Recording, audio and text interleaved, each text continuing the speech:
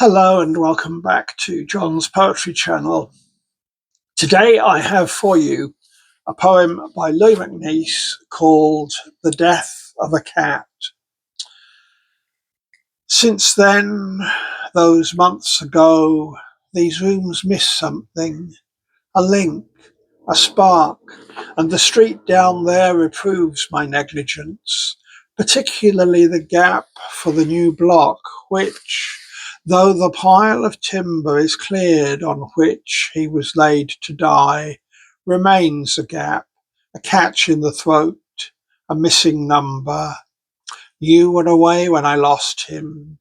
He had been absent 6 nights, 2 dead, which I had not learnt until you returned and asked, and found how he had come back to a closed door, having scoured the void of Athens for who knows what, and at length, more than unwell, came back, and less than himself, his life in tatters.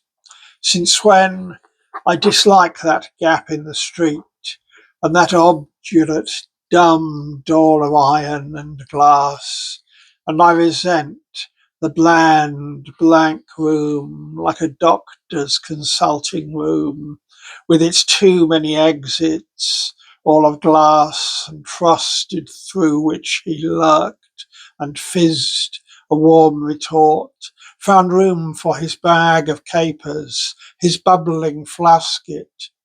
For he was our Puck, our miniature La. He fluttered our dovecote of visiting cards. He flicked them askew, the joker among them, who made a full house. As you said, he was a fine cat, though how strange to have, as you said later, such a personal sense of loss.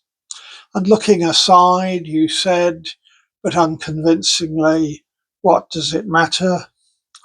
To begin with, he was a beautiful object, blue crisp fur with a white collar, paws of white velvet, springs of steel, a pharaoh's profile, a Krishna's grace, tail like a question mark at a masthead, and eyes dug out of a mine.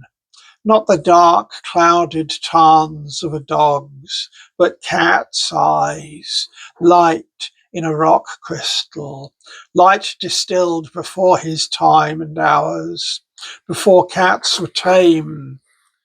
To continue, he was alive and young, a dancer, incurably male, a clown with his gags, his mudras, his entrechats, his triple bends and his double takes. Firm as a Ramesses in African wonderstone, fluid as Krishna chasing the milkmaids, who hid under carpets and nibbled at olives, attacker of ankles, non-such of nonsense, indolent, impudent cat, catalytic. To continue further, if not a person, more than a cipher, if not affectionate, more than indifferent, if not volitive, more than automaton, if not self-conscious, more than mere conscious, if not useful, more than a parasite, if allegorical, more than heraldic, if man-conditioned, more than a gadget, if perhaps a symbol, more than a symbol, if somewhat a proxy, more than a stand-in, what he was, a self-contained life was what he must be, and is not now, more than an object, and is not now, spread-eagled on coverlets. Those are the coverlets, bouncing on chair backs. These are the chairs, pirouetting and sidestepping, feinting and jabbing, breaking a picture frame. Here is the picture, tartar and sybarite. 1 minute quicksilver, next minute butterballs. Precise as a fencer, blacks as an odalisque, and in his eyes the light from the mines, 1 minute flickering, steady the next, lulled to a glow or blown to a blaze, but always the light that was locked in the stone, before his time and ours, at best semi-precious, all stones of that kind yet, if not precious, are more than stones, beautiful objects, but more than objects, while there is light in them. Canyons of angry sound, catastrophe, cataclysm, smells and sounds in cataracts, cat Athens, not, not the Athens we know, each whisker buzzing like a whole radar station, typhoons of grape shot, crossfire from every roof of ultraviolet arrows, and in every gutter, landmines, infrared, a massed barrage of too many things unknown on too many too quick senses, cosseted senses of one as spoilt as Pangor bound, Old Foss, or my cat Geoffrey, all the drab and daily things to him deadly, all the blunt things sharp, the paving stones a sword dance, chanting hawkers whose street cries consecrate their loaves and fishes, and huge black chessmen carved out of old priests, and Stetopigus boys, they all were Gogs and Magogs, with 7 league battering boots and hair-on-ending voices, through which he had to dodge, and all the wheels of all the jeeps, trucks, trams, motor bicycles, buses, sports cars, caught in his brain and ravelled out his being to one high, horrible twang of breaking catgut, a swastika of lightning.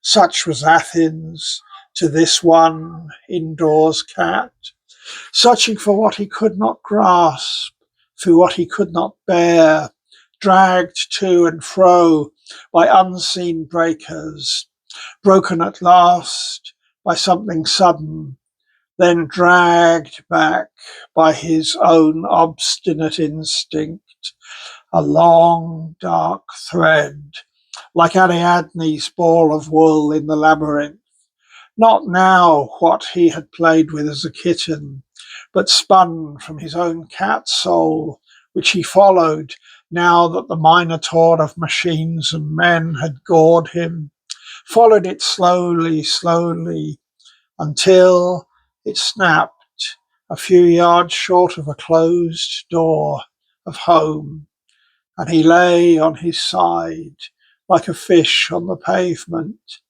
while the ball of wool rolled back and down the hill, his purpose gone, only his pain remaining, which, even if purpose is too human a word, was not too human a pain for a dying cat. Out of proportion? Why, almost certainly you and I, darling, knew no better than to feel worse for it, as one feels worse when a tree is cut down, an earring lost, a weekend ended, a child at nurse weaned, which are also out of proportion. Sentimentality? Yes, it is possible. You and I, darling, are not above knowing the tears of the less precious things. A pathetic fallacy, perhaps, as the man who gave his marble victory wings was the dupe who knows of sentimentality. Not really classic. The Greek anthology laments its pets, like you and me, darling.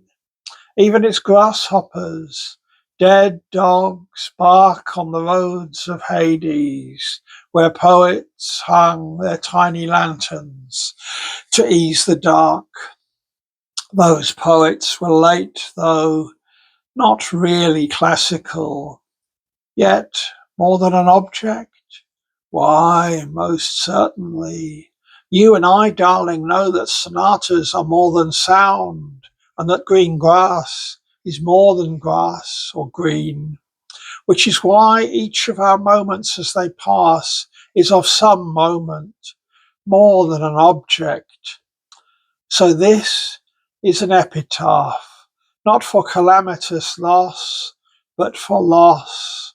This was a person in a small way who had touched our lives with a whisk of delight, like a snatch of a tune from which one whole day's mood derives. For you and me, darling, this is an epitaph.